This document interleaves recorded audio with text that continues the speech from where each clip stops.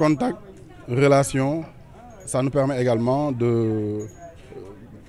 une vitrine sur nos propres produits, sur nos axes d'amélioration. Et dans les années à venir également, ça nous permettra de mieux nous améliorer par rapport à notre élevage parce que principalement cette foire, cette exposition, c'est une exposition des animaux, particulièrement de la race ovine, le ladoum en excellence. Nous, on est dans l'élevage depuis très longtemps. Nous avons une ferme qui est bien constituée avec son registre de commerce et son INEA. Donc l'élevage aujourd'hui est une source de développement. L'élevage maintenant combiné, intégré à l'agriculture, pour moi sont les moteurs de développement de notre continent, de notre pays et surtout particulièrement de notre zone, la Casamance. On s'est lancé dans l'élevage pour générer de la valeur et également à la base nous sommes des passionnés. Nous aimons nos moutons, nous aimons nos bêtes, nos poules et nos coqs. La passion, mais aujourd'hui on s'est lancé encore et en le structurant pour en faire un levier de développement, pour en faire une source de création de valeur. Il faudrait déjà dissocier l'élevage intensif et extensif. Aujourd'hui, l'élevage intensif ou la stabulation des bêtes est en train de prendre de l'ampleur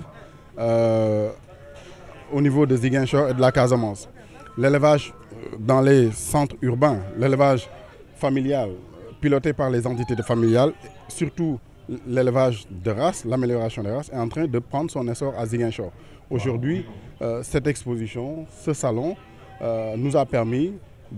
d'amener beaucoup de leaders, de ténors de la race ladoum de Dakar, de Thiès et un peu partout du Sénégal et de la Gambie pour nous permettre aujourd'hui d'inscrire Ziguinchor également dans ce palier-là, dans ce lot-là des régions qui font avancer l'amélioration de la race. Maintenant, l'amélioration de la race devrait être la locomotive qui va tirer la chaîne de wagons de l'élevage extensif. Les races améliorées devraient nous permettre d'améliorer la race Ndama et les autres races locales pour une production de masse, pour une production à grande échelle qui permettrait de nourrir. Parce que l'élevage de luxe, de prestige, c'est un élevage de niche qui en principe n'intéresse qu'un nombre restreint de personnes. Mais il devrait l'idée tirer vers le haut l'élevage de masse pour nourrir la masse, pour avoir un impact sur le panier de la ménagère. Voilà, ça c'est notre objectif également. Quand on parle de ferme, le concept, l'esprit c'est cela. C'est aujourd'hui participer à l'employabilité des jeunes. Déjà, nous permettre déjà de sécuriser nos investissements, mais de l'élargir et de le partager à des jeunes, à d'autres partenaires, à d'autres investisseurs. Et l'élevage pourrait permettre de créer l'emploi, mais l'élevage également pourrait permettre d'assurer cette crainte que que les États aujourd'hui ont et qu'on appelle communément la sécurité ou bien la souveraineté alimentaire. L'élevage est un métier intégré maintenant à l'agriculture, devrait nous permettre de développer les secteurs agricoles, le secteur primaire en général et aboutir à des unités de transformation du lait, de la viande. La charcuterie n'existe. Une usine de charcuterie devrait naître dans les années à venir en Casamance, une usine de transformation de lait et de fromage. Maintenant, ça dépend maintenant de l'expertise, du génie des éleveurs. On ne devrait pas se limiter tout simplement à améliorer les races. Les races améliorées devraient nous permettre de nourrir nos populations et de résorber le problème de chômage et de l'employabilité des jeunes. Voilà, man su ma jëlee d'abord sama formation donc agroforesterie laa def donc ku wax agroforesterie xam na ne élevage mi ngi ci biir donc loolu dafa mës a nekk sama passion donc loolu sax moo tax man ma def agroforesterie université moo tax ma lancé wu ci élevage te en plus de élevage aussi comme ni ma ko waxee léegi yemuma rek c'est élevage maa ngi si côté foresterie bi aussi damay def arboriculture damay def maraîchage damay def tout voilà donc comme ni ma la ko waxee rek bu ñu nee agroforesterie ñëpp xam nañu ne élevage moo tax ñu ne agroforesterie foresterie aussi moo tax ñu ne agroforesterie maraîchage moo tax ñu ne agroforesterie donc bu ñu boolee lépp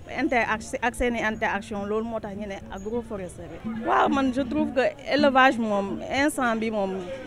ñëpp lu ñu war a def la daal parce que tey fu ñu toll ne loolu moo yoo àddina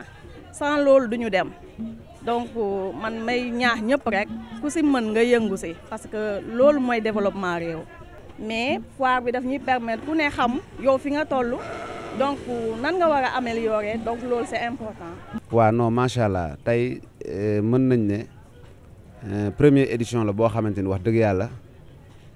dañu ñëw indi def exposition bu doy waar ndax 4 box ku ko jël te box bu ne di jël 5 xar te wax dëgg yàlla box boo dugg rek boo visité rek boo ko gisee sa xol dafay sedd quoi waaw loolooy wane ne ñun dañu liggéey bu strict liggéey bu rafet indi fi ay xar yoo xam ne wax dëgg yàlla tey visiteurs yëpp bi ñu leen gisee dañu kontaan quoi macha allah. non franchement wax dëgg yàlla ñun am nañ ci contentement ak mbégte bu baax a baax ndax boo xoolee tey boo exposé rek déjà bala ngay xam ndax sa exposé neex na wala neexul ci visiteurs yi nga koy xamee te ñun vraiment bañ exposé ba tey suñ box yi 4 box yi dafay fees dell ba nga xamante ni sax ñun pour ñu mën a am accès sax ci xar yi dafay xaw a jafe loolu mooy wan ne kon vraiment ñun am nañ satisfaction boo xamante wax dëgg yàlla kawe na suñ njort quoi macha allah. voilà comme ni nga ko waxee élevage moom ñëpp xam nañ ne facteur de développement la xam nga te nag ku ne élevage aussi da ngay am parfois ay jafe da nga ci jànkonteeg ay jafe-jafe mais mun nañ ne jafe-jafe majeur yi nga xam ne moom lañ ci ëpp luñ ciy jànkonteel mooy wàllu vétérinaire wàllu garab en même temps aussi tamit ñu ñuy jàppale tamit aussi ci ripaas bi xaw na cher trop vraiment waaw ndax tey boo xoolee tey prix bi am Dakar ci ripaas bi bokkut ak prix bi am Ziguinchor fii te loolu tamit wax dëgg yàlla jafe-jafe la xam nga wax dëgg yàlla loolu ñu ciy ñaan état bi wala autorité yi nga xamante ñoo fi nekk ñu ciy bàyyi xel te xam ne tamit vraiment aussi tamit càmm gi metti na voilà te ñun ay jeunes lañ yoo xamante ne wax dëgg yàlla dañ ko bëgg di ci dem